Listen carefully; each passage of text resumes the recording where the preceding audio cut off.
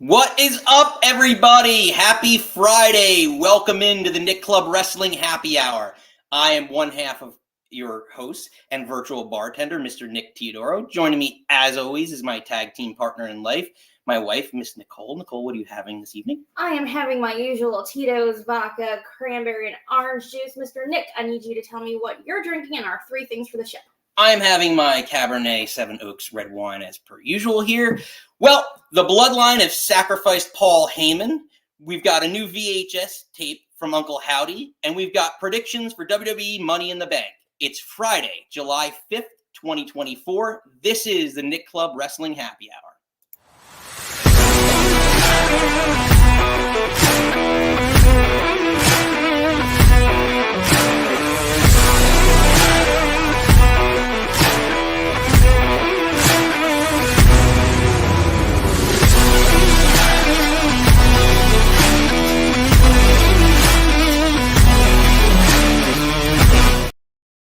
What's up, everybody? Welcome back into the Nick Club Wrestling Happy Hour. If you're new here, hit the old like and subscribe. We appreciate you coming on in. If you're a regular, we appreciate you having you back. So we kick it off with SmackDown from last week and the Bloodline. Nikki, let's take a look back, I should say, at what we saw last week. Give me 1 second here. I just gotta pull up. I leave.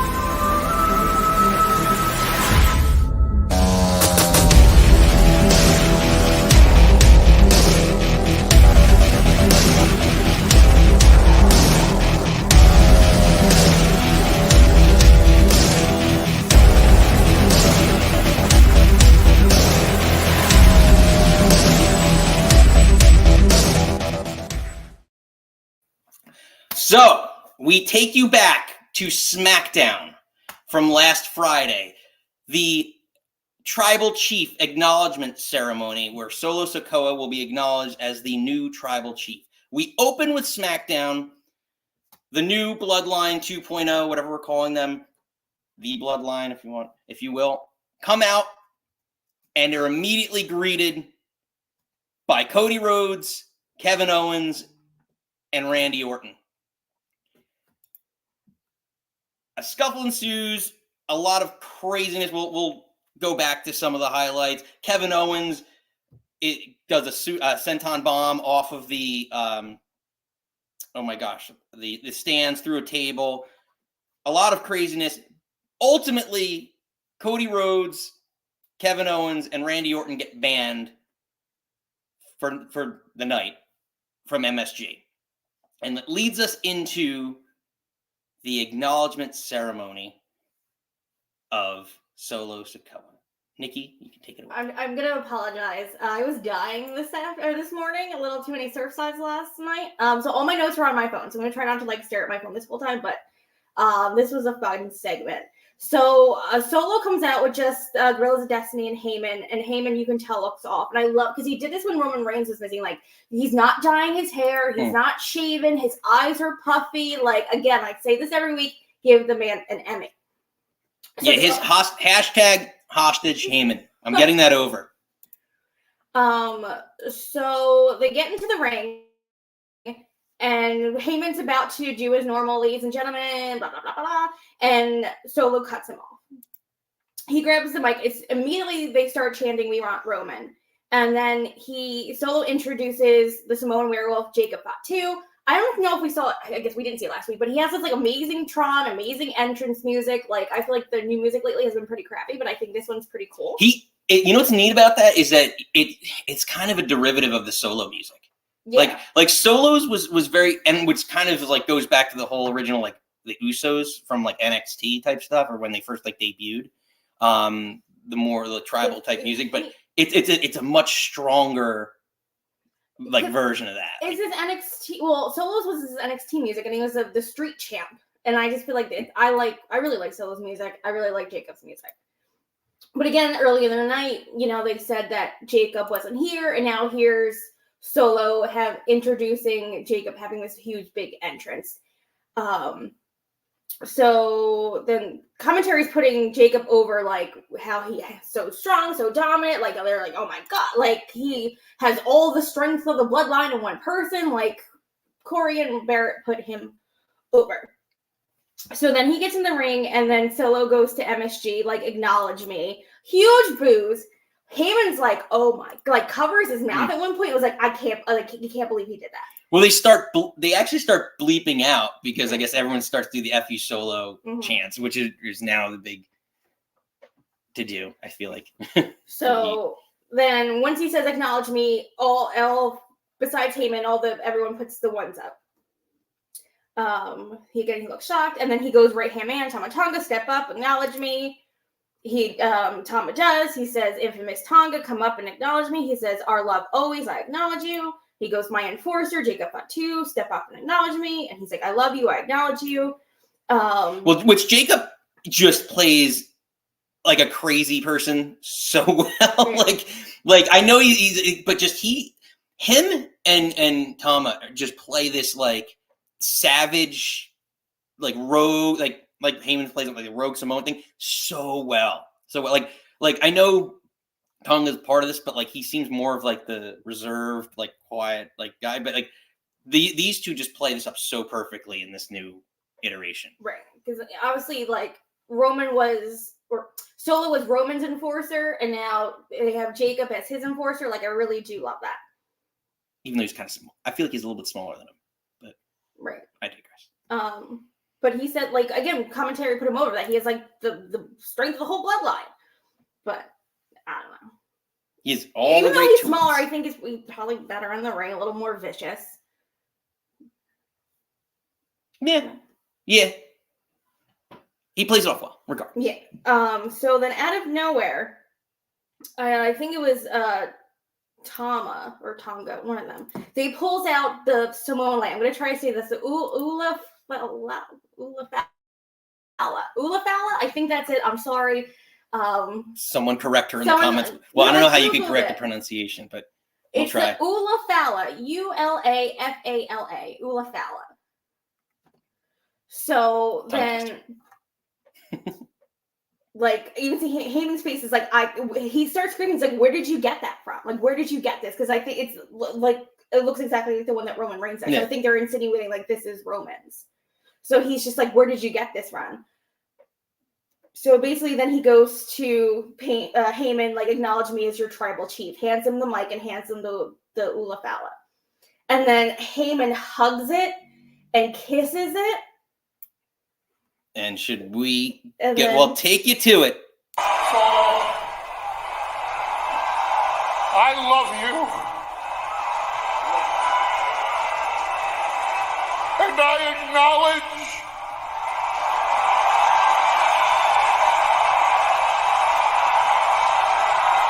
that you are not my Oh! Chef's kiss. Heyman is so damn good. But, Solo doesn't take too kindly to that. Samoan Spike, he goes down. They drag him out to the middle of the ring. Jacob gets up. I'm pretty sure it's a flying headbutt. It's not a splash. It's a headbutt. I think he hits him more like his forehead on Heyman's shoulder. It's more like it's not like a splash. So, because he hits him so short that I was like, he missed. Or he's trying to protect him so well. I think that was kind of the point. He's, 58 years old? And again, a non-wrestler? There's he can take the ball. Anyway, I think it looked fine. He's a Godfather Extreme. He didn't need to tell me. I mean, all right. Go ahead. It looked like a flying headbutt. So, so then they roll him out the ring, and I love this. Corey goes, he refused to kiss the ring. Now he's heading to the gallows. And then Corey's screaming for help, and they do the Shield triple power bomb and put Heyman through the commentary table. And then they turn to the camera and they all throw up the ones. And then go SmackDown. So, a sad moment here. Obviously they're writing Heyman off. I think when he comes back with a babyface Roman and a babyface Heyman, it's going to be bananas. I want it to wait. I want it to burn. I don't want it at SummerSlam. Like, it's going to be crazy. I just don't like. I like where they're going. They have to build up the dominance of the bloodline. Mm-hmm. So I get it. Like, they need to look strong before Roman comes in. I think this is the start of them looking strong. Right. So the question is, like, I guess how long? I was surprised how quickly they interacted with Cody, like at this point. And like, I know they need to dominate, but like, I don't know. I mean, I guess maybe there's a lot of questions I have, because is this still the final iteration that we're going to see of this bloodline, or is there more members to be added? Like, is it going to be these four for the foreseeable future? I'm curious. I just think I know they need to be built up further. Like, is it going to be the 4-on-4? I would love to see 5-on-5 if they could pull it off. But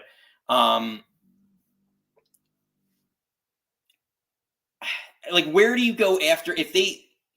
And we're going to talk about this a lot later. Like with the 3-on-3 match, like you beat Cody and you beat Randy, or like, where do you go as a feud after that? Like, I guess you have to probably start integrating some of, Jimmy, Jay, Roman. Like, does Roman come back? Like, there was rumors that Roman's going to be back soon, like in July. Is Roman back?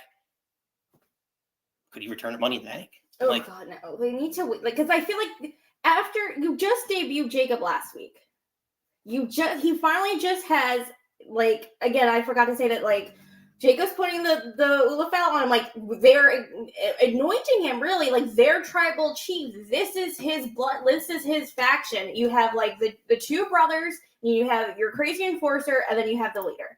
I think it mimics exactly what Roman did. They have to go on a tear. They need to start, like, put the tag belts on GOD.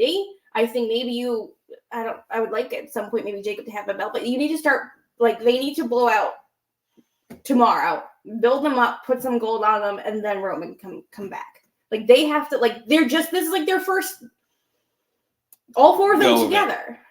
Like, this is the start. Yeah, that's fair. Let's get off some comments. Lisa's talking about, hostage Heyman, give that man an Oscar. Well, agreed, Lisa. Just for the bump alone. Taking a headbutt and then going through a commentary table, like, ugh. And then the Samoan Spike. Well, Spike. Well, he still has to sell it. Well, Ed's saying Roman can come back at Mania for all he cares. Yeah, I think you need to wait. I'm thinking not like he's gonna debut or come back in the Royal Rumble, but I think Royal Rumble season, like the Raw after Royal Rumble, so you can build to Mania. I know they're saying maybe Survivor Series, but maybe you could do the Survivor Series without Roman. I know that the rumors are that, like, Survivor Series is going to be, like, the four could be Roman, the Usos, and Sammy, the original 4 Bloodline wrestlers. I don't know. I don't want Sammy to be the fourth if he's the fourth in a team. Well, if he's losing that belt, he's going to make something about it. I don't know. Spoilies for later. Well, I don't know. We want to hear from all of you. As people are chiming in, hit the old Samoan Spike on the like button. And subscribe if you haven't already. So we appreciate you all. But yeah, we want to hear from all of you. What are you thinking about this? Dun, dun, dun, dun, dun. He did. Heyman did Samoan Spike that like button. Wah. I think I need to probably change it up now, and I need to get a new one of, like, actual Paul Heyman. No, poor Heyman. Paul Heyman getting the spike. I know, he's good. And when he comes back with Roman, But I think it's good. I think as much as we do love Heyman and give him all the awards, but again, having him off TV, giving it some time to breathe, and when he comes back, it's going to be magnificent. Sometimes it's okay to not be on TV for a little bit. Make me miss you. Make me want you back. Absence makes the heart grow fonder. That's it. I can't miss you if you don't leave. Yeah, so. Well, that's, I mean, the sad part, that's kind of the not the beauty, but like, you don't want anyone to get injured, but that's kind of like the beauty of some injuries, you know, you go away, like Rhea Ripley's going to come back super mega, like, yeah. Mega. And even like Seth wasn't gone that long. And when he came out, I started screaming at you. And I was like, it wasn't as long as maybe it should have been, but I was like, oh, he's back. I missed him. And same with MJF when he was out. He came back and I was like, oh my God, this is what AEW needed. So I think Heyman, Roman off TV for a while, it's going to be good. Yeah, for sure. So let's take it in to the mid card for this evening. Uncle Howdy with a new VHS tape. So we open with Monday Night Raw's Money in the Bank promo. I guess we'll just call it promo. Yeah, it's like crazy. It makes me so nervous because Jay goes running through the concourse of people, and it just him running. Like with AEW, when Moxley goes through the crowd, like he has that one dude with him. I feel like there's a lot of people. He like shoved like pie face somebody, and I was like, this is scary. Anyways. Yeah, well, I mean, all those entrances, well, even like the Shield back in the day, but you know. Yeah, but they just came down the stairs. Like, he ran through the concourse. And then when he was coming down the stairs, there wasn't like I don't know. I digress. So he comes out, cuts. So, yeah, he comes out, basically cutting the promo with the two or three, Raw guys that are in the briefcase before the third was announced later in the evening or one. No, he starts cutting a promo and then Gable cuts him off because we don't know Drew's the third guy till May. Right, no, that's what I'm saying. The two of the eventual three, like that's what because we didn't have the third at this point in time. So he comes out, and basically, yeah, like you said, Gable cuts him off and basically says, you should be the one that's scared. Yeah, you should be the one getting attacked because you stole his fireflies. He's like, I told Unc he can have them back. Yeah. Just part of me thought it was hysterical that Jake called Uncle Howdy Unc. But that's his character. Yeah. So Nikki, you want to take it away from her? Yeah. So then basically they jaw jack back and forth, and then as per usual, that air noise, the dun dunts, the lights go out, and then he kind of goes through the crowd to go. Well, they did have an interaction. They did get exchange fisticuffs, as they like to say. Jay and Gable. Well, yeah, that's how we got kind of out of the ring. Again, I can't tell what notes you want me to keep in and keep out. I skipped something, and he's like, "Well, you missed this." And if I say that's we go back and forth with all of it. So he gets knocked out of the ring, and that's when the lights go out, the dun-duns, the fireflies are out. So he kind of cuts through the crowd to go up back onto the ramp. And then in the shadow and the lights, first you see Huskus, the pig boy. And then he's like, oh, I can't go this way. And then he says, it's Huskus first, because you can tell by his little ears. And then it goes to the other side, and then you see Rambling Rabbit, because you can see the big ears. I'm sorry. I think we talked about this 2 weeks ago, or whenever they did, when they debuted. Who is the most menacing character? I don't know if it's because of his size, but this character with the bunny with the ears and all that, it reminds me of actually. Do you remember? I'm gonna date myself here. Stargate, the movie Stargate with Kurt Russell. Basically, it was circa 1994-ish. But basically, it's like an alien presence, and all these guys get possessed by the aliens. But regardless, it's just a very menacing character. These guys are 8 feet tall, and it reminded me of that. I really love how this character particularly is personified. I do quickly want to give a shout out to Steven! His comment going to Caroline made me laugh. For anyone, again, getting ourselves poltergeist. But you see Rambling Rabbit, and then at the end, I don't know, Mercy, Dexter Loomis. I don't know if you saw on Twitter X, he drew them because he's that, that was the thing in NXT. He drew all that crazy stuff. He drew a portrait of him as Mercy, and it looked beautiful. So then he basically sees the three characters, and then he goes off up through the crowd and disappears.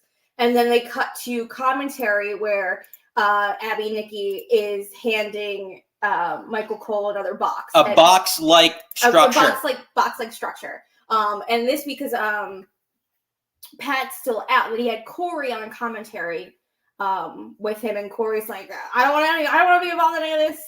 But again, gives him the box. They come back from commercial. It's another VHS tape that says "Play Me." Magically, Michael Cole hands it off to production, and then a couple commercials later, we see the VHS, which they kept. They kept your substitute VHS from 2000s to 2010 as we date ourselves again. Yeah.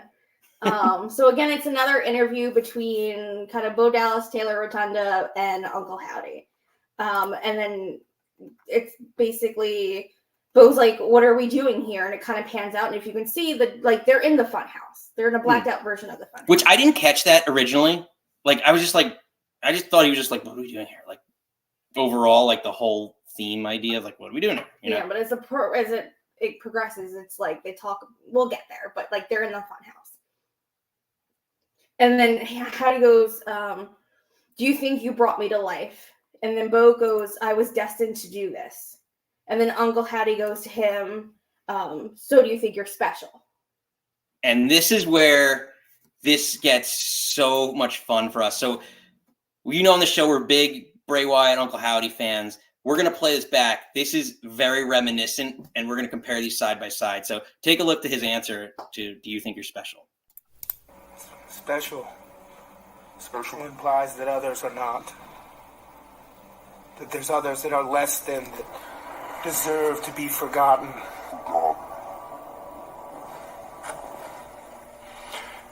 We're the ones that everybody wanted to forget about.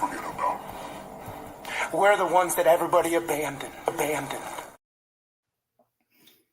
So the forgotten ones, which that's I'm just calling them right now, which is very reminiscent of the original. So take us back to July of 2013, where the original Bray Wyatt family debuts. And so we went back, and I was like, I remember this. So I went back to the promo, and I'm going to pull it back up.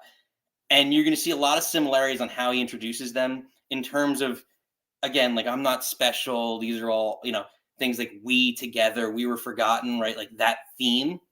You're going to see it again. And then there's another takeaway. I want you to look. It might be hard to see with the lighting and everything, but look at Bray Wyatt's hand. We talked about this a couple weeks back about like the whole hitch. Just keep your eye. Keep your eye. Keep your eye on his hands and his mannerisms.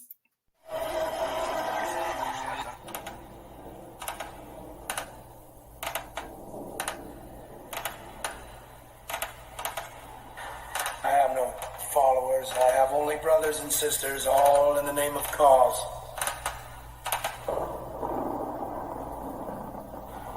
People. Again, I don't know if it's a tick or what it is, just character development, a little play on it. Absolutely beautiful. We love everything that character development is. Taylor, Bo, whatever we're calling his split personality, does this absolutely phenomenally. Mm-hmm. But yeah. So after the clip that Nick showed, he goes, we made them notice us. And then you can tell like he's kind of getting like mad. And then Uncle Howdy goes, there you are. And I don't know why, but it creeps me out. And I love it every time he says, there you are. And he says it a lot. And I'm just like, ooh. So every time, if you notice this, every time that he says, there you are, it's always when he's getting angry. Mm-hmm. So it's a theme that this is right. Like, just like the theme was Bray Wyatt's split personality, like his vengeance, right? Whatever you want to call it, his Batman. But like, that's what Uncle Howdy is. That's what we're seeing. His channeling, his throwing back to another 90s movie, Fight Club, Tyler Durden. Mm-hmm. Let's go. The next question that Uncle Howdy says, like, what makes you believe you can bring them to life? Also, that's like they're in the fun house. He's bringing the puppets to life. And he said they weren't chosen, they were willing. Clay's in the hand of the potter. They've become a family. We've become a family. And this is what I start loving. He's like, and then he starts getting angry again. It's like false prophets belittling their family for their gains. It's disgusting. We will make them pay for their sins.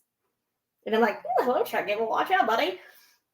And then the next question goes, do you think, how he says to Bo, he's like, do you think that's your responsibility?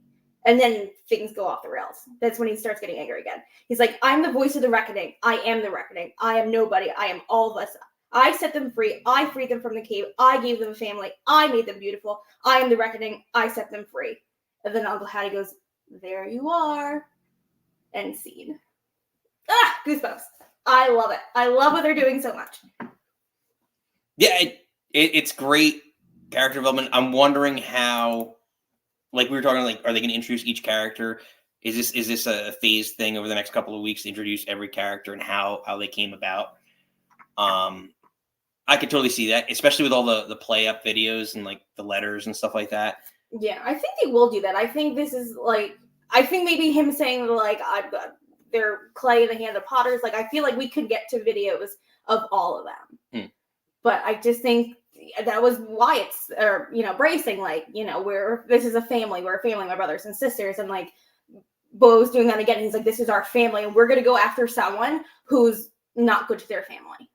Right. Well, yeah, that begs the question. Before you do that, I have a new drop. It hit the like button, Bray Wyatt drop style. Follow us. I tried it out. So we have different ones. We have Uncle Howdy drops. Now we have Samoan Spike drops. So make sure you hit the like and subscribe button if you haven't already.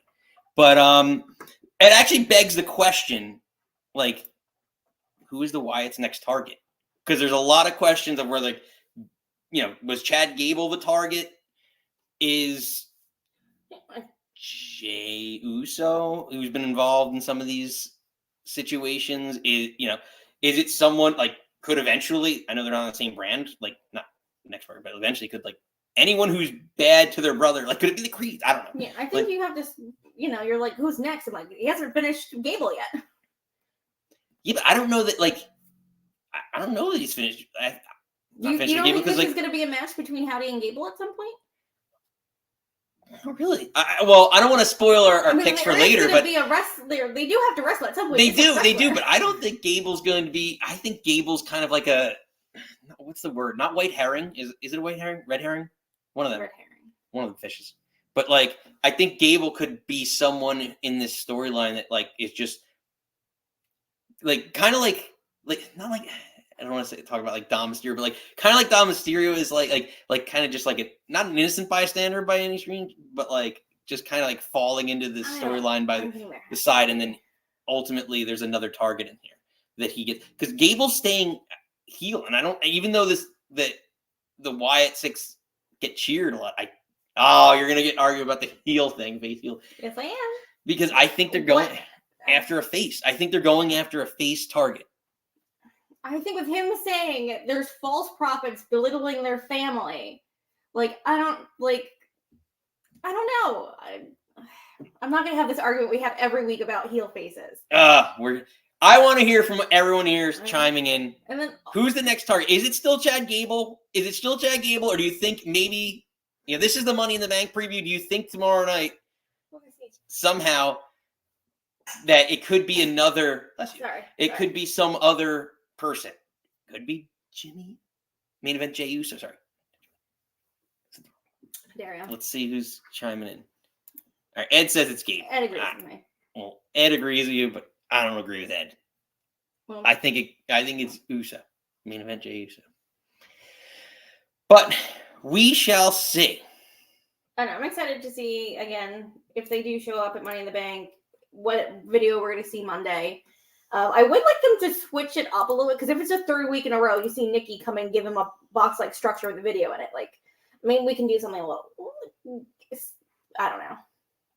Well, yeah, there should be some sort of, what's the word, like evolution. Like, I would love for, like, something like if Chad is backstage and he gets like a package delivered. Mm. Postman Pierce, hello. Mm. I just want, because I know towards the end of the, people were feeling that like getting to this point was getting a little repetitive. I know that was also a criticism of Bray's, that it was like, all right, the Firefly Funhouse was like the same kind of thing every week. Mm. I just don't know if we interrupt a Chad promo, Chad Gable promo. There you go. Chad promo Gable. That's actually going to be his new character next time. Is going to be Chad promo Gable. It's better than Shorty J. I just wanted to be something different. Instead of interrupting the promo, Nikki comes out and hands something to Cole. But I'm not going to be mad at seeing another video. We got a bunch of new people coming in, so come on in. This is a call-in show, so feel free. We're going to open up the phone lines pretty soon if we get to our last topic here.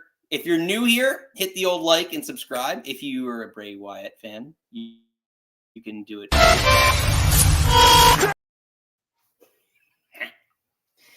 I'm getting the mediocre at video. I'm not calling it video editing, but I'll production for this show.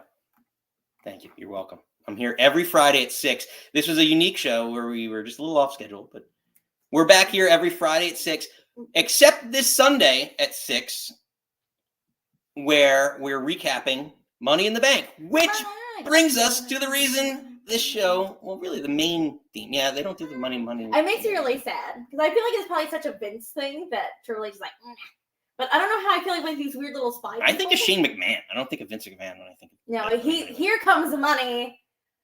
Yeah. Money. Ching, ching, bling, bling. Well, let's get to it. So, let's take you through.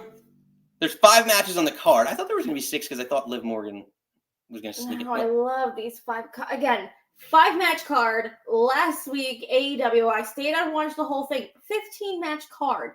Ugh.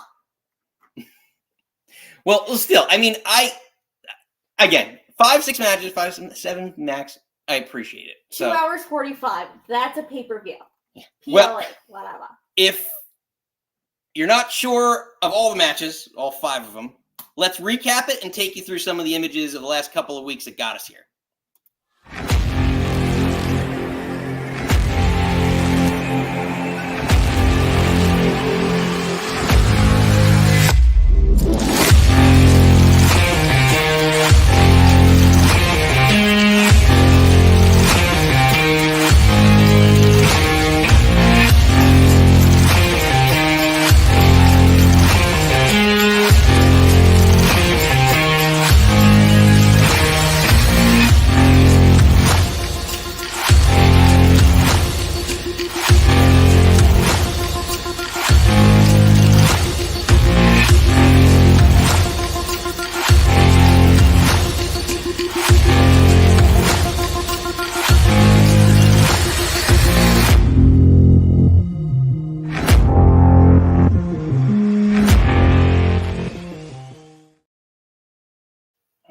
Welcome back in Money in the Bank. Let's get to it. Tomorrow night, 7 Eastern time, whatever that is locally for you all. Let's get right to it. Nikki, we always like to open with the ladies. So, I'm going to try and read this off right. So we have in the women's Money in the Bank, Io Sky. Oh, I'm going to do this right. Lyra Valkyria. Valkyria. Here, that was close. It's a pronunciation thing. Yeah. You're close. I'm you know, we're East Coast, so I said it a little bit more. Yeah, well, I my might way. say it right. Whatever. Tiffany Stratton, Tiffy time.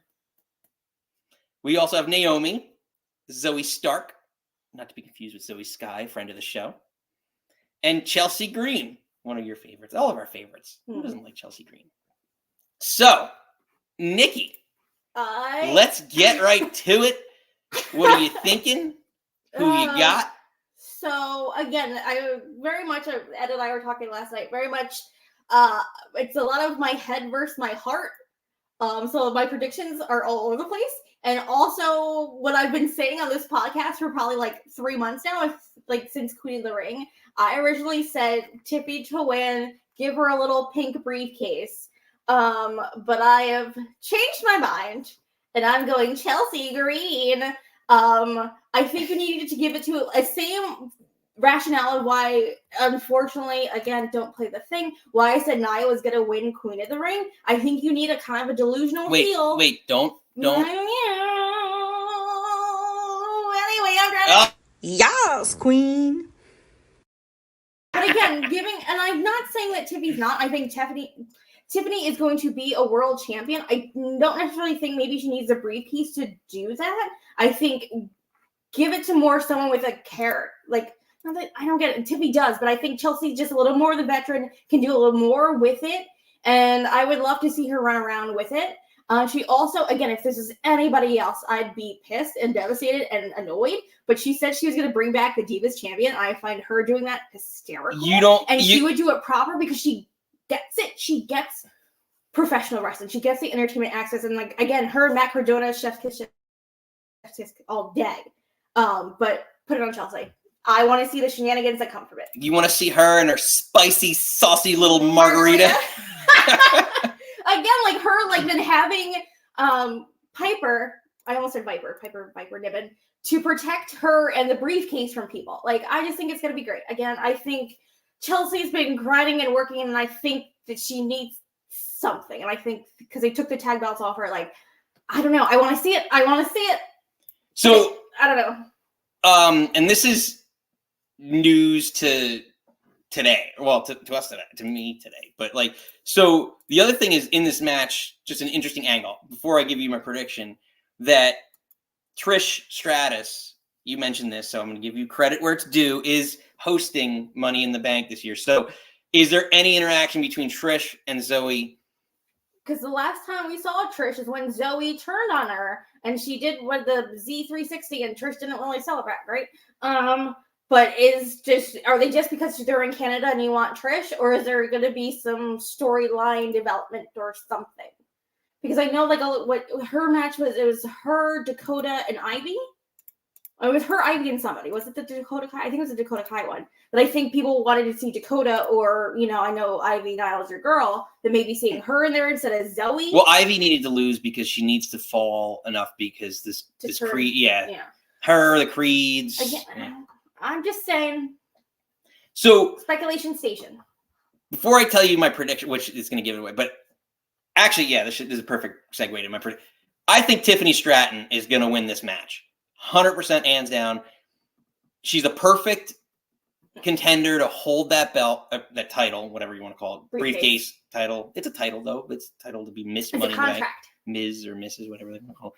But I think she's the perfect person to have it. And the element of now that she's with Nia, who's challenging Bayley at SummerSlam, could add a whole other dynamic to this where she could cash in on Nia, who she's friends with. She could cash in on Bayley after Bayley beats Nia in a crazy match, which always seemed to be something like that where, like, you know, on the men's side of things, you know, like Lesnar, all these matches where there's a lot of destruction, Lesnar, Reigns, like people would cash in those scenarios.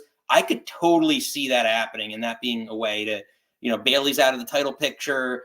You know, it creates an organic storyline with her and Nia, who's her friend. I would totally be all for that. I agree. Again, my head says Tiffany. My heart wants Chelsea. So either way, I'm not going to be, if it's either of those two, I think Lyra's too new. I feel like Naomi's done nothing but lose since she's been back once they separated her from Bianca Belair and Jade. Io won it last year, lost the belt. I don't see them putting it back on her. So I think it's between the two of them, and I'm not going to be mad either way. I'm pretty. I think this is going to be really good. It's interesting. I think Naomi's kind of like has become that ladder match. I don't want to say junkie, but like you know how like they're always like Jeff Hardy used to always be in every match. Kofi of the women's division. I was gonna like there's always like one Evan Bourne winning back in the day. Like there was always like one high flyer or athletic person they always put in like John Morrison. Yeah, like she 100% is in every match like that. But I feel like I guess this is their biggest push she's gotten since she's come back. Well, I guess she won at WrestleMania, but yeah, when she was with Jada Bianca. Yeah. I mean, how much is? I don't know. Is that just like who you're with? But again, there's going to be a lot of fun spots, but I think it's tip for Chelsea. Yeah. Now, what do you all think? Does anyone else have a dark horse in the match? Do you have someone that we didn't name you think is going to win? Be interesting to see. But brings us to what I felt. I don't know if you collectively feel is probably match 2. It's always a constant mid card match, but Bron Breakker challenging for his first main roster title, the Intercontinental title against Sami Zayn. Nikki, did you call him Sandy? Sam, no, it's Sammy. Sammy. You said Sandy. You're hearing things over here. Sammy. This is recorded so everyone can hear I'm going your deaf. deafness. It's fine. So we're getting Nikki a hearing aid for. I'll be 36 in October. It'll be a great birthday gift. But we open it up. Do you, Nikki, ladies first? Who do you got? Bron Breakker, baby. I think it's time. I think because also Braun also beat Gunther. And a little I really like the Sammy Gunther match, but I think I don't know. I feel like it was more like Kenny, won't he? What's Sammy gonna do? Can he beat him? And like Braun just kind of beat him. So I think Braun beating the guy that beat Gunther. And I think also if you're treating him like name I don't like Brock Lesnar, put a belt on this man quickly, shoot him to the moon. And I think then having him at Survivor, SummerSlam, whoever he faces, have another win and have his first big title defense at SummerSlam, being the champion. I love Sammy, but I think it's time. I think put on a fresh, because again, I know we were going back and forth, like, should Sammy beat Gunther? Like, I wasn't a fan of it, and again, until like that promo when he walks out and Sammy, KO was like, you're gonna do it, and he walks over like he's gonna do the thing, and I'm like, okay. Like, so I have a couple thoughts. Like, first off, he's like, you kind of touched on it. Like, he's the lovable underdog, which I think even in this photo, like, I hate it. Like, I'm sorry, but he's like, I'm here, man. Like, he sounds like kind of like he looks like just like I'm not supposed to be here, man. Like, I'm the Intercontinental Champion, but I just keep overcoming all this stuff. I don't know. Like, I just feel like even the photo, I just kind of. But like, he's the lovable underdog is the character. Oh, the underdog from the underground. Sorry, it was bothering me what they were calling him in NXT. Oh, okay. Yes. So that being said, like, I remember back to WrestleMania, Gunther gave him a beatdown. To your point, right? Like, he just beat the crap out of him the whole match. I don't know that it's not going to happen again in that similar vein of like he just always takes a beating, and Sammy's just like Daniel Bryan was more recently, like just every time you think he's down, or Rey Mysterio, like even though he's bigger than that, like that's just the underdog role that he's going to have. I don't know. I don't think, and also like Bron Breakker getting over on him on Raw doesn't make me. You talk about this all the time over. I know, who again, stands like tall. he touched the belt, but I don't know. I think it'd be crazy because then I feel like I'm booking too many title changes at Survivor. God, why do I keep saying that? SummerSlam. I don't know. I feel like it's time. I don't know. The other thing to think about in this whole situation is like, first off, well, another thing I just mentioned, like from Raw, like Bron Breakker is super over. It's crazy how over he is. But you need a belt to be super over. So I just feel like the way he's been built up the last couple of weeks, there's been outside interference that have messed up with his matches. I wouldn't be shocked if there's some kooky finish that allows Sammy to kick him with the haluva kick and some other Sheamus or Ludwig Kaiser or whoever like is in the mid card, like gets involved in this. And that's where Sammy ends up coming out on top, which is my pick. And this is where we differ. So I got Sami Zayn retaining as Intercontinental Champion here. Put the belt on Braun and have him go into programs with Sheamus and Ludwig and Ilya. Like, I'd rather see those matches. Like, there's so many more people I want to see Braun have bigger matches with than, like, Sammy having matches with these people. Like, do I want to see Sammy Sheamus? But it's about, like, especially if you're talking about, like, having good matches, like, Braun's still so green to the main roster that he could still get put into a program around. Yeah, then put him in a program with Sheamus for the IC belt and have Sheamus like. I think Braun could be challenging for the world title and could skip the Intercontinental. But I don't think he needs a mid-card title to, especially if you want to make him a mega star. Name who you hate, Brock Lesnar, challenge at SummerSlam for the world title. So like his first, win. I disagree because look who's the Booker man now. It's Triple H. He and then Rock and Austin, all that old school 90s stuff is you win the IC belt, then you move up. That's what they did with Gunther. Gunther had a giant crazy reign. He's winning that belt at SummerSlam. Like, I feel like Triple H is bringing that back. Like, let's put the mid card, strap you to the fucking moon. When you've done all you can do in that scene, then we're moving you up. I think that's where they're going. I think they're trying to build I think they're in the process of building stars for each tier. And I think there's going to be tiered stars. Like, this is a guy or girl that we view as a mid-tier, like mid-level, mid-carder. There's someone that we view as a jobber. There's someone we view as a main event status. Bron Breakker, I think they view as a main eventer. Like, he reminds me so much, even though his Rick Steiner's son, Scott Steiner, and just like early stages Scott Steiner, that you could build him up as a main event talent. So, I don't know. What do you all think? Do you want to see Bron Breakker win the Intercontinental title this weekend, or you want to see him wait, maybe compete for the World Championship? Not that Sammy's old, but I'm ready for some new blood, some new things. Like, well, listen, let's do this. If you agree with me and you think that Sammy's going to win, hit the like button. If you agree with Nikki and you think that Bron Breakker is going to win, hit the like button. Smooth, babe. You like that? So smooth. That's called marketing. Next. All right, on to I put this in the mid card, but it's definitely not. I don't think it's going to be, but we go to the 6-man tag. I think it's opening. Yeah, I really had trouble figuring out some of the order of this match, this card. So we're usually pretty spot on. Actually, Nikki and I, in putting our match cards together, have been pretty good with like what opens and what closes. Not necessarily the middle per se, but like usually the traditional curtain jerker, as they call it, and the closing main event, we're pretty spot on it.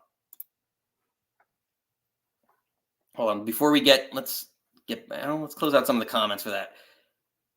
I'm just trying to catch up on some of the stuff. Sorry, buddy. I'm trying to do multitask here. So Lisa's got Tiff or Chelsea. I think Ed's got Gable for men's Money in the Bank. Well, that was for who the Wyatts are facing, I believe. Whoops. Again, Ed, you'll let us know if I'm wrong. Yeah, I have to keep track of all these things. But move on. So again, back to the 6-man tag. No, whoops. The ladder match. Whoops. I reordered. Because I think the tag. Actually, this is actually what I thought.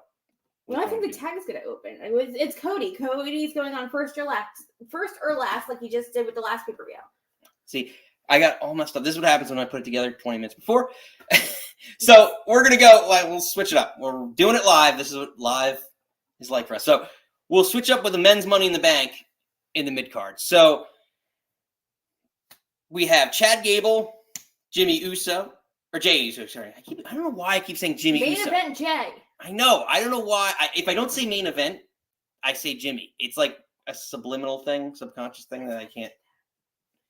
So, yeah, probably, yeah, 100%. So, main event Jay Uso, Andrade, Chad Gable, L.A. Knight. Yeah. Drew McIntyre, who just on Monday Night Raw qualified for this match. And we have Carmelo Hayes. Nikki? Oh, you want me to go first for this one? Yeah. I feel like we always love that. Again, head versus heart. My heart wants Chad Gable because I very much love Chad Gable. I know he's doing the thing with the My Family, and I also very much love that. But I just want a gold on Gable, and I feel like that IC belt is kind of drifted away. But my head and me putting my Booker hat on is Drew. Drew wins it. He has said on Raw that if he wins it, he's cashing in that night.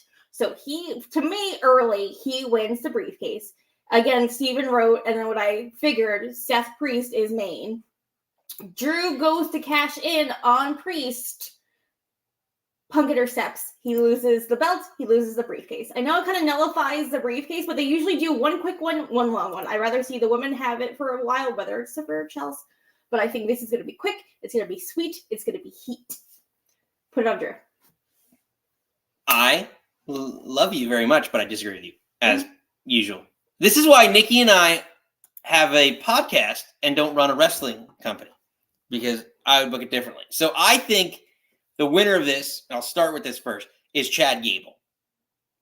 So, and the reason I think it's Chad Gable is, A, I think, and this is a question that I was going to pose out there, do the Wyatt Six get involved in this match? Because I feel like they're 100% getting involved in this match. And we talked about, I didn't want to touch on it earlier, but like, I feel like someone, whether it's Gable or main event Jey Uso, climbing the ladder, which I think, like I said earlier, Jey Uso is the next target, that he's going to be climbing the ladder, and that's how the Wyatts are going to get involved.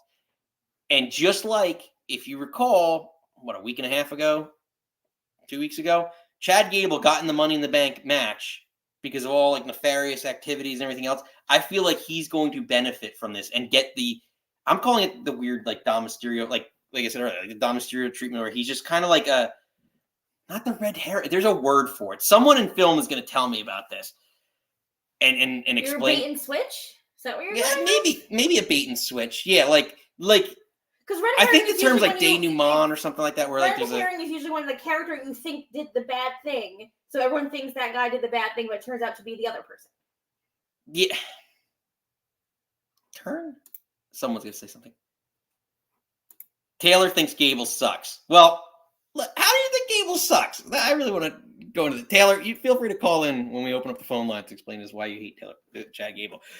But like, I feel like he's going to benefit from this. And he, out of all these people, like, when you look at all the names in here, right? You have LA Knight, Drew McIntyre, get your point, Carmelo Hayes, Andrade, and Jay, right? Andrade has no momentum whatsoever, right? Like, what? Someone read? Steven, he's like, herring. We love everything. Well, Taylor, we know who Taylor is. Taylor's got. Yeah, I wouldn't be mad if. But I wouldn't be mad if Jay won.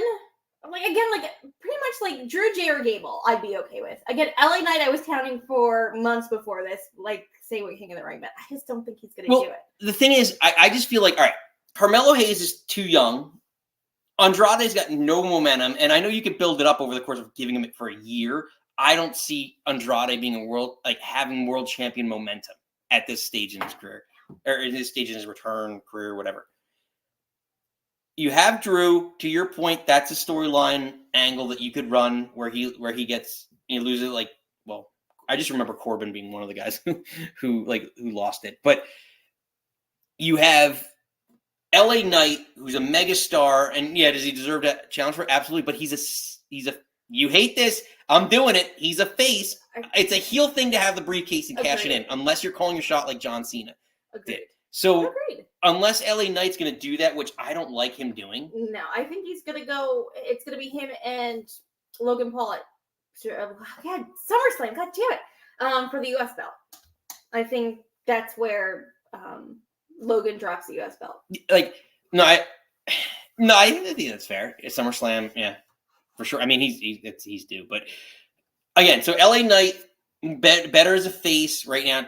You can't, especially in WWE, in my opinion, because there's less blurred tweeners and everything else, whatever you want to call it. You can't.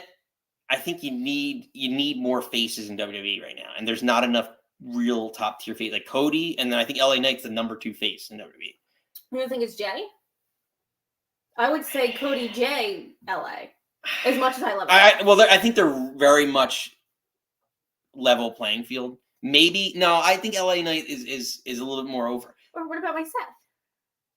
Yeah, Seth's up there, but I mean, is he a part-timer? Is he fully back? I mean, I'm talking like, again, if he's back full time, yeah. Seth's up there, but like there's not too many big time heels. So that's all those reasons, and I think Jay, I don't, again, face, another big mega face, Jay in LA, I think they're in a similar situation, like you just mentioned, where they get huge pops. Why put the briefcase on them? So my pick's Gable. I think Gable will be the perfect one. He's ready to take the leap. You screwed him over out of the Intercontinental title. He should have had that.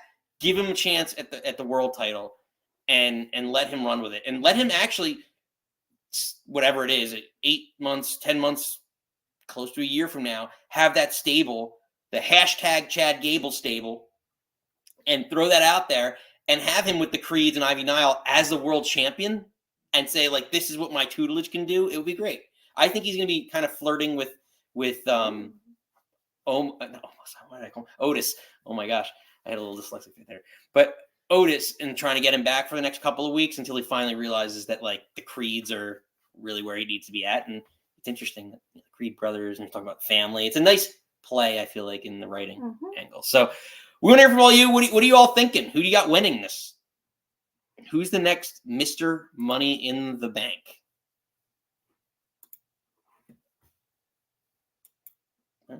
We got through all the comments. We're getting everybody. So we're going to open up the phone lines after we get through the next 2 matches. So I was going to say, like, No. I like to just keep everyone, let them know that, listen, this is a call-in show. So we want, you can comment, you can write in the comments, you can call in when we open up the phone lines and express your agreement for all the things that we say, or all the disagreement for all the things that we say.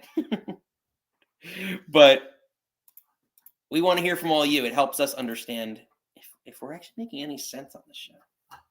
I am. I feel like I am, and that you're just kind of like. I know, Sally. Now. You're thinking and picking most of the time with your heart. I mean, like we're wrestling fans. Isn't that kind of her shtick? Taylor's got an interesting theory. Wyatt takes out Gable. I think you mean like the Wyatt faction. Yeah, takes out Gable and someone takes his place.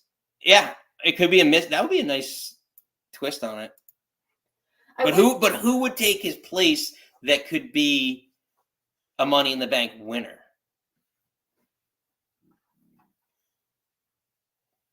I don't know. I would like to see Gable do a moonsault off the ladder, so I hope he's in it. Or maybe he's in it for a little bit and gets taken out. Like, we're watching on TV, Taylor. Yes, if we're going to the show, we're watching TV. No, we're watching on Peacock like most everybody else. I think Taylor thinks Roman. I think maybe he's being sarcastic, but Roman, yeah, that would be interesting, but that would be pretty crazy. Actually, it's not that outlandish, because early rumors are that it could be a triple threat with Rock, Roman, Cody for WrestleMania. So that'd be interesting, having him have the briefcase and just not be around. I hate all of that. It's just it's a theory. You never know. Or does you take out one of the? If you take out Gable, then put in the? Oh, that's awesome. Are you in Canada? Or are you traveling to Canada to go to watch it live? Yeah, that's a good question. Well, Taylor, now you know you're part of the happy hour. Now you got to call in on Sunday and let us know what the atmosphere was like. We're going to look out. If you want to throw up a sign, tell us what your sign's going to be. Put up your sign. Maybe get on TV. And we can comment on it. We know that guy. He's a regular. But, yeah. Bring back heel doink. Oh, that's awesome. Enjoy. That's exciting. I haven't been to a pay-per-view event in years. From Toronto. There we go. Friends from around the world. New friends. Cheers. Welcome to the happy hour. So, let's move into what I think is, I don't even know anymore how I'm booking this, but the Bloodline should open. Cody, I think Cody, if he's not last, he's first. Like he was. As I'm thinking out loud, it's probably going, because didn't they open last or 2 pay-per-views ago with like something similar? The I Quit match was first. Well, I said that last pay-per-view. If Cody's not going on last, he's going on first. Yeah. It's the same what Brock Lesnar did, and that's why him and Seth had the open Mania that 1 year. Can I just say, I didn't notice this until just now, but like live reaction. Cody Rhodes' Ultimate Warrior jacket looks banging. It's like an Ultimate Warrior meets Randy Savage deal in this photo. Was it the coloring? Yeah, like every time I see green and like weird like pattern, I always think Ultimate Warrior. Ultimate Warrior was green. Okay. I don't know. Just throwing that out there. But as like I said before, Bloodline needs to win. We're not as far as this recording. I'm sure maybe we'll know tonight that yeah, which 3 from the Bloodline are going to be in the match. But I think the Bloodline needs to win. I think they need a dominant win. I think maybe that's why I think KO or Randy's going to take the pin. I don't think necessarily Cody's going to take the pin, but I think Solo's pinning somebody. Yeah. He's got to look good. Well, so that's what I'm going to ask is, like, first off, who are the 3 that represent the Bloodline? Like, is Jacob going to be in this match? Like, because he literally put everybody on, like, he took everybody out. So is he then who do you leave out? I think Tama would be in the match. Do you leave? No, yeah. Tom is the right hand man. No, it's probably going to be Solo in the 2 tag. But like, I thought like they put them all like on the poster, so that's what it's like so weird. Like, I guess just because he's like, the extra. But I'm guessing. Again, we all want to see, like, they're hyping him up so much. I feel like Jacob, his like arrival and everything else in this match, like, we want to see more of him. I would just love to see him, but I think it'll probably be the tag team with Solo, and his enforcers on the outside. But yeah, I expect a lot. Like, you've seen it already. This is how it's been and set up for the last couple of weeks, months. Is the street fighting, the story, absolute like gang warfare type stuff. So that's what I'm expecting. A lot of just crazy spots, crazy stunts, and then pretty much Jacob to get involved. Ultimately, I agree with you. I think the Bloodline... Yeah, like there's a ref bump or something, and he'll get in and do something, and that's how they get the pin. Is it it's not no holds barred, right? No, I think it's just a 6-man. Okay, so it is just a regular 6-man, because I feel like... But I wouldn't be surprised at all if it ends up being like some sort of like, oh, last minute we decided, like they start the show. Did that though. Yeah, but they can do it again. Did that though. Have a new thing. I don't know. Who do you all got? Let's get to what we got. A lot of people are talking about a lot. Let's see. Or read the notes while I yell at Bailey. Yeah. So if you all are new to the show, Bailey is not the wrestler, doesn't live with us. We have a cat that's named after Bailey the wrestler. B-A-Y. She's being bad L-A-Y. Bailey. She's So being a nudge. Sorry. Read the comment. I know you're reading comments. yeah, I am. Well, by the time you came back, but Lisa wants to think we're really turning into 8-man tag. But who would be the other person? Yeah, who would be on Team Cody? Like, I don't know what other face that's not doing anything that would make sense. It'd be more likely if like they beat up like KO or not Orton, but probably KO, and then all of a sudden they're like, all right, we're gonna bring the Street Profits into this, maybe. But I don't think at this point you add in. It's not going to be an equal or level playing field fight, so to speak. Steven said not Homelander's team. Well, that was the thing that he was wearing. I believe his name is Justin Starr, who plays Homelander. I think that's his name. Like an actual like caper costume that he had. Like there was something that Cody was wearing it. Again, Steven, correct me if I'm wrong, but I think that's the thing. Yeah. Well, yeah. I mean, he's now like that's what I love about like wrestling. The last maybe it's a Triple H thing or the last couple of years, but like people like I guess because like all the wrestlers now read the dirt sheets, they listen to the podcast shows, like they know generally they have a pulse on what the fan base thinks of them, and they play into that a lot. Like the storylines play into it, the characters play into it, like their promos, everything. Like they're tight, like all that stuff. Like that's what I really appreciate. Is like there's so much more creativity. Maybe the Triple H thing, maybe not. Like I noticed more the last couple of years that the characters have been able to move more than themselves and play off of all the things because they research just like. Yeah, I want to be sad how knowing Cody, that he wouldn't read The Boys, because we're talking about the Homelanders from The Boys. That's a comic. It's now the 4th season's out on Amazon. That's on our list to watch. We haven't watched season 4 yet. But the I would say main baddie, I guess. Someone maybe correct me, but his outfits look like Cody Rhodes outfits, like the very America, the shoulder pads, the cape, the red, white, and blue. Yeah, so it's gonna be, again, it's just more the creativity, and everyone, they have to personalize their own character. So like that's what I appreciate about this, is like, to get over, that's what Triple H knows. He knows that you have to be your character to get over. So maybe some semblance of your character, like an authentic. So but we went off on a tangent, but just about wrestling. I think we're in agreement that the Bloodline needs to win this. I think Solo needs to pin somebody. I don't know how I feel about him pinning Cody, but the Bloodline needs a win after last week. I'm sure they're going to do some craziness this week, but Bloodline needs to look strong. Right, I agree. I think Bloodline wins and continues their dominance, as I said in the headline here, over Cody, Randy, and Kevin. I think it's one of those things where Cody can get protected because of the fact that, you know, he's world champion. So one-on-one, nobody can beat Cody Rhodes.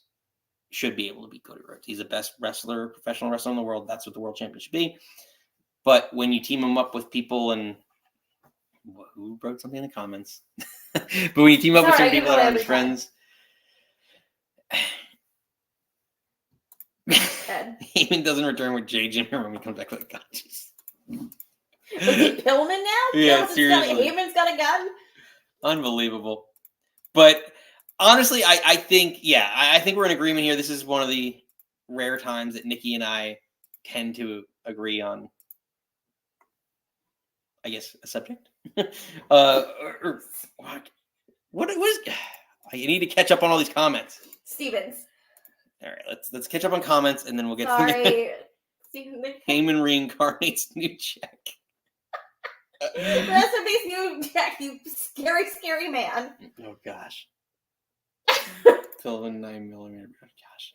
Baby. Unbelievable. It's gone off the rails. One more match. We can do this, kids. Ladies and gentlemen, so it brings us to what we feel is the main event, and now has been announced as the main event. Thank you, Steven. Steven. Good job. So, Damian Priest defending the World Heavyweight Championship against Seth Rollins. So the stipulation for this match is that if Seth Rollins loses, he can no longer challenge, as long as Damian Priest is World Heavyweight Champion, he can no longer challenge for the World Heavyweight title.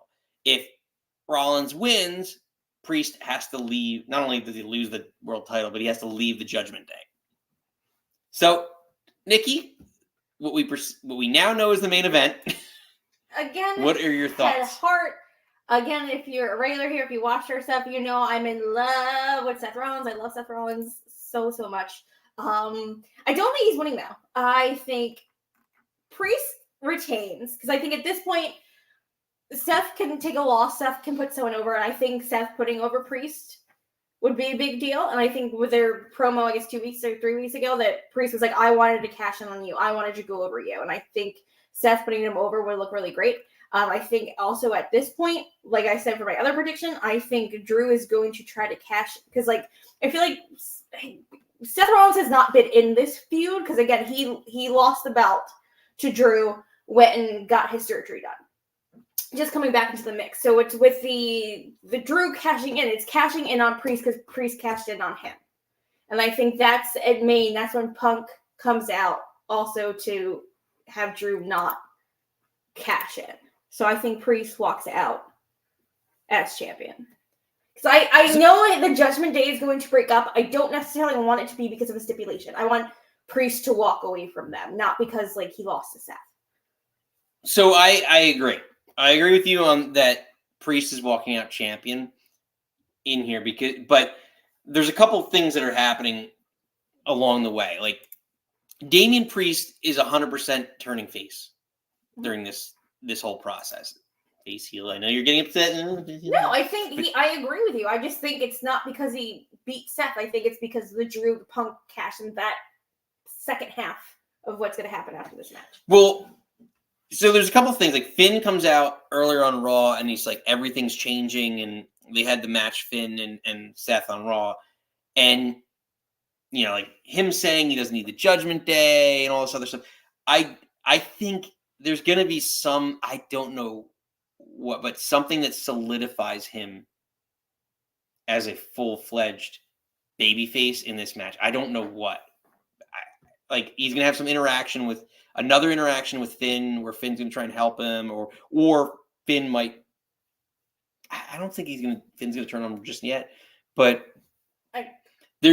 because he kept saying no. He mentioned nobody's getting, like, the promo on Raw. Nobody's getting involved in my business. So, like, the match to be had is, I think, even as close as SummerSlam, is Finn Priest. I wouldn't mind that being the SummerSlam match. Yeah, like it's the built-in destruction of Judgment Day, and where that all goes. So, the other thing is, like, does our girl Liv Morgan, like, does she have any sort of effect on this? I hope not. Match, or like, does a Judgment Day get involved? Like, I don't think so, but that's been a storyline that's been kind of milking for a while. So, who knows? Not to compare, but I think what they've been doing in AEW, like Don Callis tried to get Ospreay to use the screwdriver, and Ospreay was like, "No, I can't. Like, this is not how I'm doing it." And same with MJF trying to get Daniel Garcia to use the ring, and he's like, "No, I'm not doing it." So I hope it's like Finn and McDonough trying to get Priest to do something or try to help him. And he's like, "No, like go," and that's how they get into their rift. And then, like, they'll come out on Monday, and he's like, "See, I didn't need you. Like, I won." Like, and then that is the descent. And I'm trying to think, when it was Finn Edge, when they kicked Edge out of the Judgment Day, was that at a SummerSlam? It was a pay-per-view, and I can't remember if that was SummerSlam or not. No, I thought they kicked him out on Raw. Like the Raw. No, they had a match afterwards because he blamed Finn, and it was like wasn't it an I Quit match? Was that the I Quit match when they threatened to hit Beth or Concerto Beth, and he said I quit, and cheered her anyway? Yeah. Was that at a SummerSlam? Please, someone, Stephen Ed, someone correct me in the comments down below. But I think that was a SummerSlam 2022. Yeah. See, Ed thinks he turns face because he sides with Rhea. Yes, agreed. I would love to see. Which also leads me to believe that, like, Dom is going to go with them somehow in some weird, like, face turn. Yeah, I think Rhea, Dom, Priest, and then it'd be JD, Finn, Liv. Yeah, and like some 6-man person. 6-person. That's gonna. tag. No one's. I was gonna. When did it was? But we want to hear from all you. Let us know. Who do you got? You got Priest? Do you have Seth Rollins? Interesting to see. As we started a little later tonight than usual, but we're glad you're here with us. Different crowd, a lot of newcomers, which we all appreciate.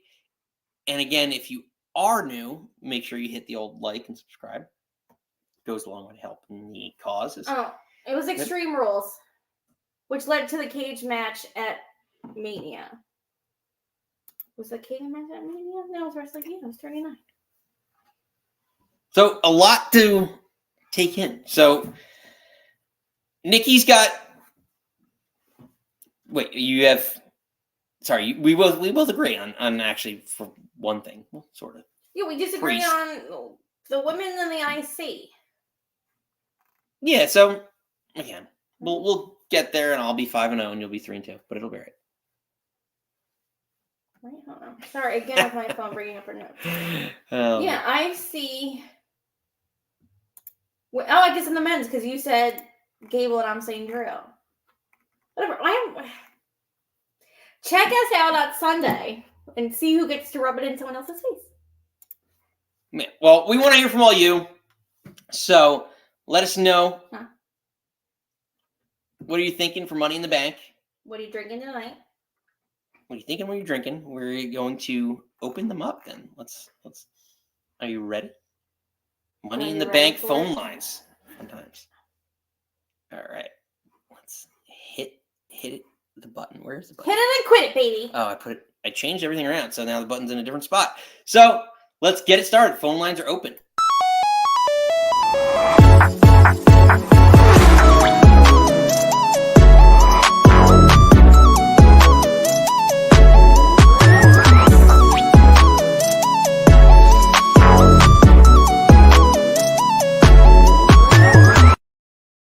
All right, let's get into it. Huh. What are you thinking? What are you drinking? Ladies and gentlemen, welcome in the regular. You know him. Steven! What are you thinking? What are you drinking? He's Mr. Bane this week. Peace has cost you your strength. Victory has defeated you. That's Steve, the best. That's the best I could do. That was good. We like that. I actually have alcohol. Yeah. Thank you. I don't need your pity.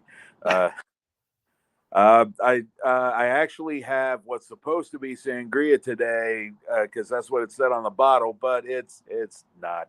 Thanks, Yellowtail. No. Yeah. I don't know anyone that drinks Yellowtail. Yellowtail, I feel like is My so. aunt does. My aunt Ricky does. That's one. That's one. Like, yeah. She was drinking it on Sunday when we were there. Yeah, it's like the house red at an Italian restaurant in the area is what it is. It certainly isn't any kind of sangria. Yeah. Oh yeah. No, Right, you're definitely not comparing those. Whatever. $10 is $10. So what are you thinking? So we know what you're drinking. So now what are you thinking, Steve? Money in the bank. First of all, I'd like to thank you for being the one place to not use the still for the Bloodline storyline that looked like Heyman was getting a Blumpkin. What? Wait. No, wait, hold on. And if you don't know what that is, kids, I'm not telling you, but look it up. Now I have to try. Google on your own time. Maybe using Honey. Hey, if I can't have dinner because of that, nobody has dinner. Daddy eats first. So just to reiterate, as Steven educates us, Is it this one, Steve? that is not a Blumpkin. No, I said you didn't. You're the one place who didn't use the still, but have a look.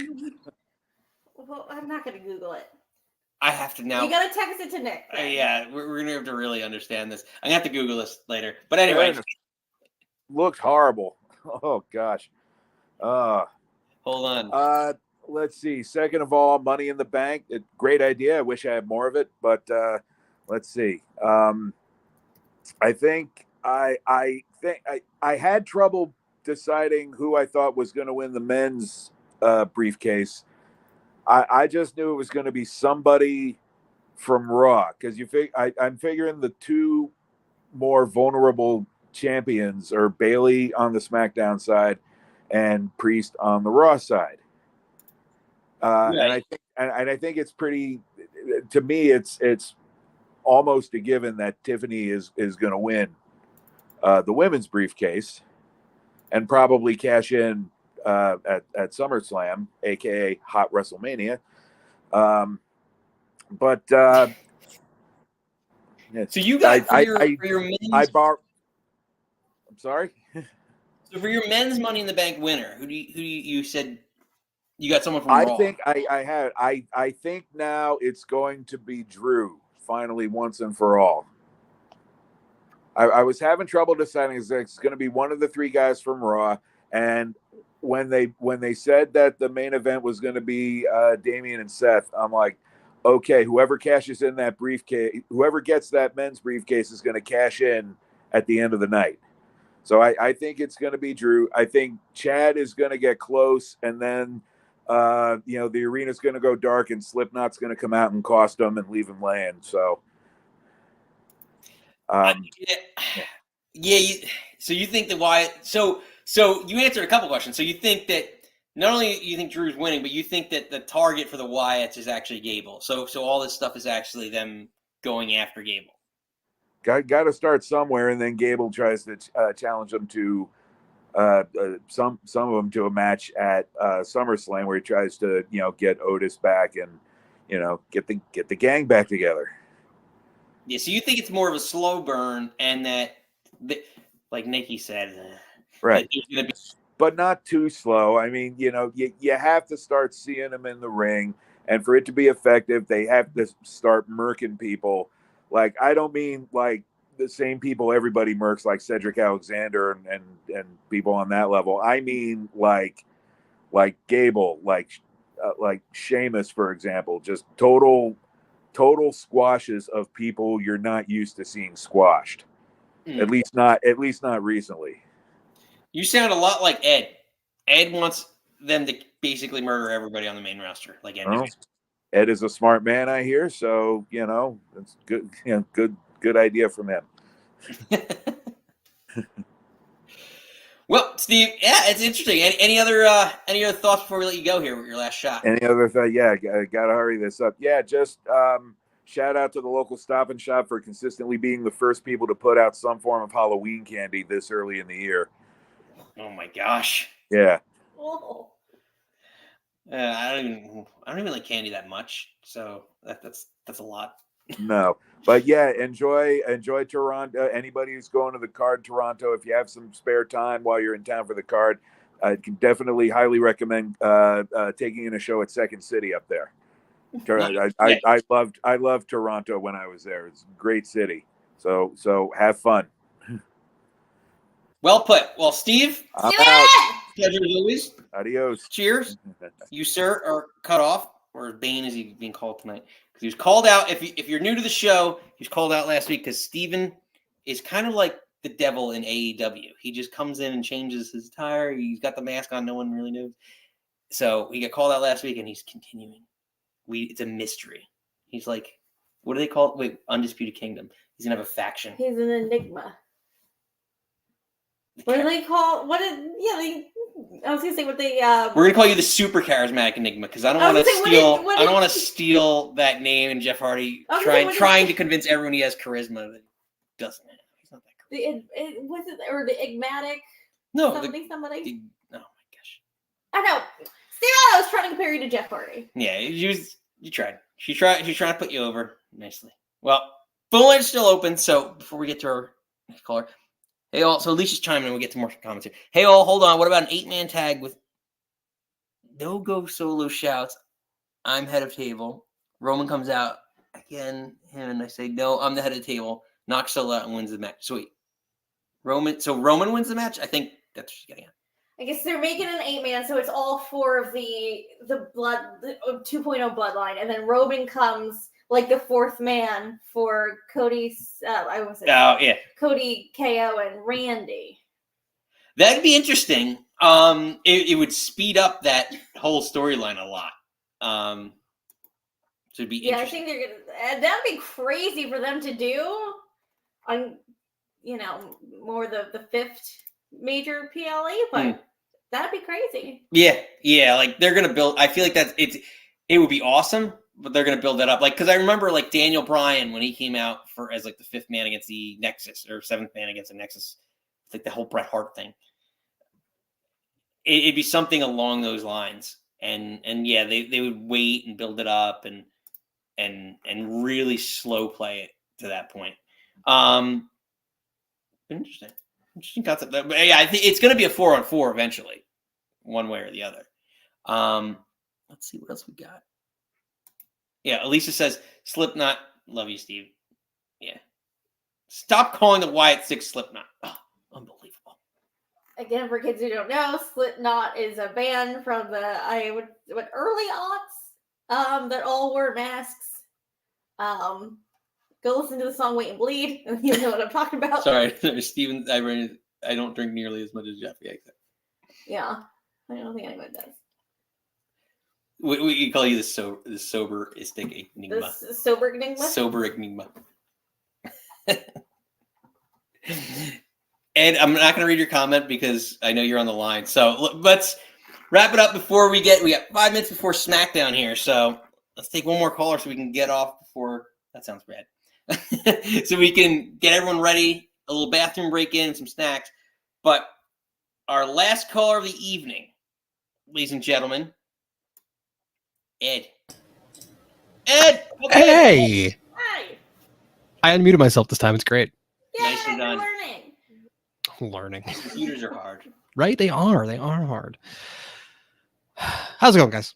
Ed, what are you thinking? What are you drinking? I have to get the lines in. We have to pay our bills here at the Nick Club Wrestling Network. Right?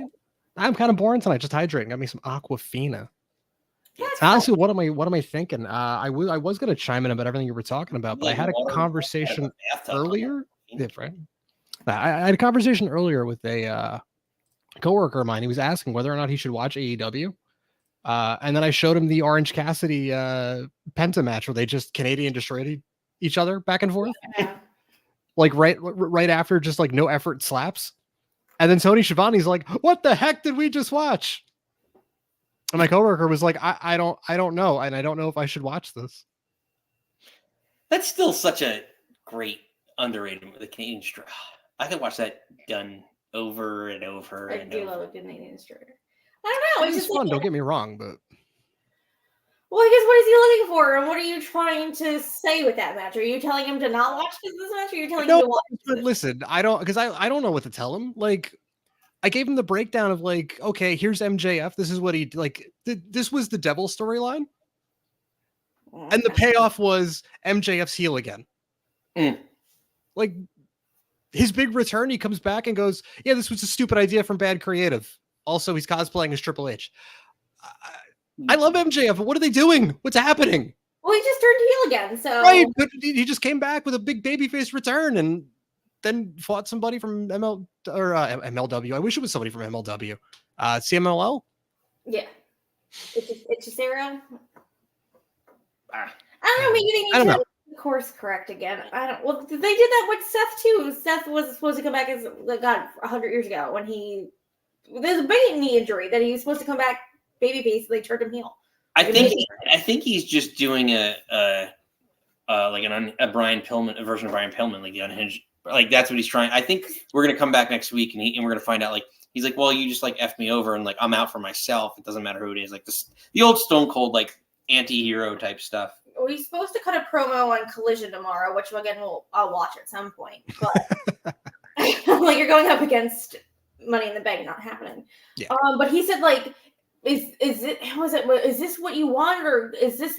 He was saying something to the crowd, and he tweeted. He's like, Daniel, this wasn't your fault. And I think it's gonna be like a you people promo. Oh, you people. You people. So I think he's gonna blame him. He's like, you wanted this, MJF. You wanted the heel. You wanted the, like. Yeah, you wanted the real scumbag. Now you got it. Like he's like, oh, you call me your scumbag? Like I'll show you scumbag. Like I think that's how that's gonna go. Yeah, and maybe I'm just overreacting, but it's like I don't know. I've been watching that guy since MLW. Him and Richard Holiday and Alexander Hammerstone. Like the dynasty was great. So just seeing those guys thrive at all is like good on you. So it just seeing him just mishandled over and over again. It's just like this guy. I hate that he calls himself a generational talent because I mean he is, but like when you start saying it, it kind of cheapens it. You know what I mean? Yeah. Let the guy do his thing and let the work speak for itself. He shouldn't have to call himself that. Yeah. But everyone's trying to get themselves. Not everyone's a linguistic expert and master anymore. Fair. So they're all just trying to get themselves over. But he is like he's still good. Yeah, but he is. But he just like I don't know. Everyone tries to like. They all use the same words. Crimson Mask, like the same things that they learned from JR. And they're like, all right. Yeah, it's all the same thing. It's all been done. But I have no idea who's winning Money in the Bank, and to me, that's the most interesting. I mean, there's a lot of what ifs and a lot of people, like, kind of poking around in the back. Just like one, like in one in particular. Oh, sorry. When I said Money in the Bank, I mean the ladder match. I have no idea. Men's ladder match. Yeah. No, I'm like 100% positive that the ladder match. Yeah. When I said Money in the Bank, I mean the wrestling match. Don't yell at me. No, I'm like 100% positive. Tiffany Stratton's winning the women's. Yeah, I think it just looks so good on her. Like she's the perfect character for that.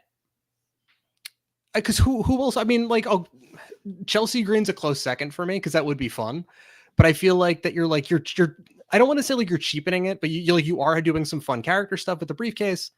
And yeah, I guess me thinking about this a little further, you could have some fun with her, like eventually cashing in, or like maybe she tries to, and like Piper screws her over or whatever. Like that could be fun too. But her eventually winning and being like a chicken shit heel with this belt and bringing back the Divas Championship. Yeah, you're right. That could be fun. I'm 50-50 now. Remind me of Thanks, like guys. Carmella though. I feel That's like. What I was gonna say. Carmella winning the first time was great, but her winning because of James Ellsworth was kind of like put a weird taste in my mouth. Agreed. That's why they ran it back.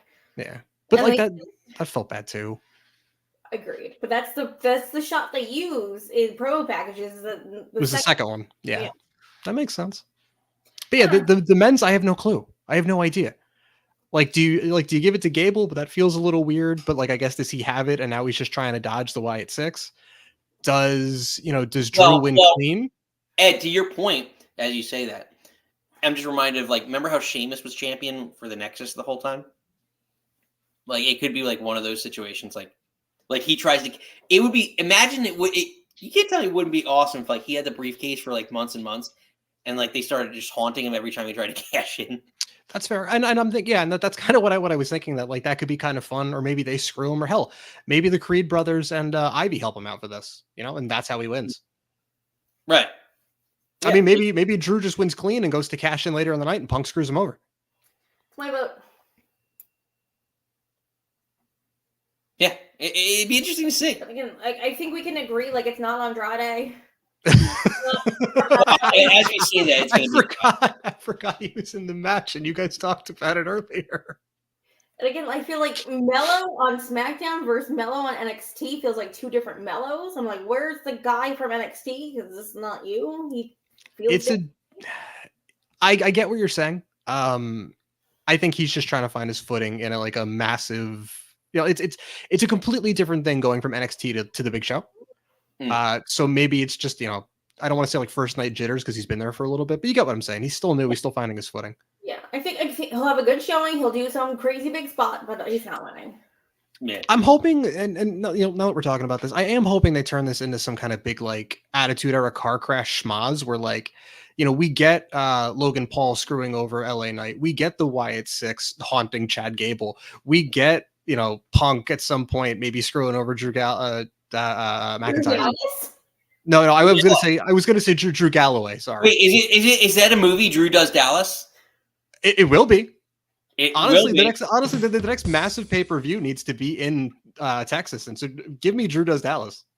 Listen. Next week there might be a Drew Does Dallas. Listen, I'm here for it. I need this guy just slinging it the long way. Dallas drop might come next week, and at some point in time, the Nude Catch Republic drop is coming. I can't wait. I am so excited for the Nude Catch Republic. We gotta find the episode where you say John Moxley's bleeding somewhere. Yes, I'm sure he is right now. Somewhere. It's one of the original episodes of the show, and we have to find that because I honestly wish I could even remember the context. It was just something. I'm sure Moxley's bleeding right now. I don't. Yeah. Well, I'll have to dig. Yeah, it's somewhere in there. Well, maybe our new subscriber base, which new fun announcement. Sorry, Ed, that you're on during pause. Go! Please, it's your show. Continue. So cheers to that. Cheers to our 100th subscriber who didn't reach out to us to get the elusive Danhausen socks. Hey, Sockhausen. You don't put socks on any particular. Well, yes, you do. But yeah, because very good. But you don't describe them any particular way. So we're doing 150 now? 150 gets the Danhausen? No, I think we're doing 500 now. Now we're going big. We got to go big. We're changing the game here. Go big or go home, right? Stop the socks. Give the merchandise back. They're mine. I feel like you gifted them to me. This is the Mr. Nick re-gift away 2024. 500 subscribers. Yeah, 500 subscribers for the re-gift. The Nick Club re-gifting. And you know, super kick that subscribe button too, guys. Come on, what are we doing here? Seriously. If you haven't yet, hold on. We got all these drops everywhere. Ed, I'll give you the choice since you're the caller. Do you want the Bray Wyatt drop or do you want the Samoan Spike? Ooh, give me the Bray Wyatt one. Here we go. That's fun. See, because the other one cracks me up. I love the other one. The other one's great, but it cracks me up. All right. Well, I just want you to laugh and leave happy.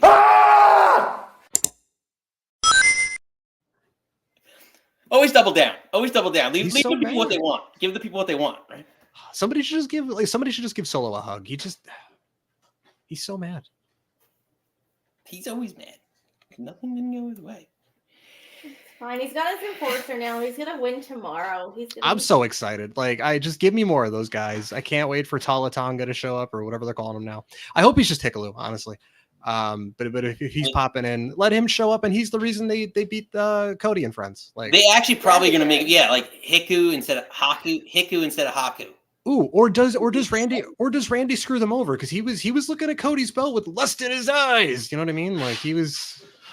Oh He man. was. No, it was, and I think someone, probably Cultaholic, because that's all I watch, said that like if they're the good, like baby faces are going to lose, and then Randy's going to turn on them for losing, and then go, maybe that would be SummerSlam.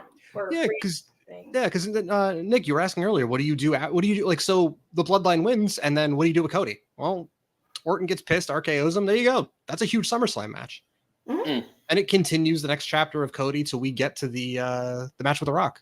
Yep. Yeah, it's gonna be an interesting year with Cody. But He's not gonna have again. We talked about it, he's not gonna have this big definitive feud. He's just gonna have these one-off little matches to win till Brock comes back. true. And then he beats Brock, and it's gonna be awesome. He better. Yeah. Oh, no, he will. He will. I think he will. Oh, I'm sorry. You said Rock, not Brock. I heard Brock, and I'm like, yeah, bring Brock back, and let him lose to Cody. It's great. I love it. Cody already beat him. Yeah, beat him again. Beat him 4 more times. Run it back. Ugh, they had 3 matches. Give him 4 more. Best of 7. Yes, best of 7. And then they become a tag team. Yeah. I They love are it. the bar. Wait, hold on. You said best of 7. That's how Sheamus. Brock and- Lesnar, Cody Rhodes. Hold on. No, Brock Lesnar, Cody Rhodes, they are the bar. Let's go. Like, I need them doing the thing. Wearing kilts.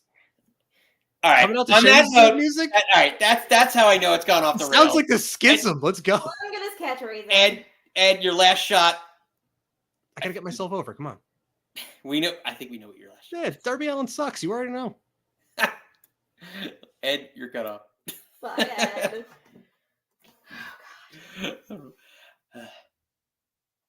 I'm gonna get. Well, guys, it's been a show. It's let's been get long. through. I'm just gonna get through some last. Oh, sorry, your last. Asking. There was, I'm sorry, I was reading them during the. Steven says, "By God, it's busted open. By God." Lisa is all about Drew Does Dallas. I know. Lisa is bound chicka bow wow in this show. She's Liv Morgan, Dom Mysterio in this Drew Does Dallas thing.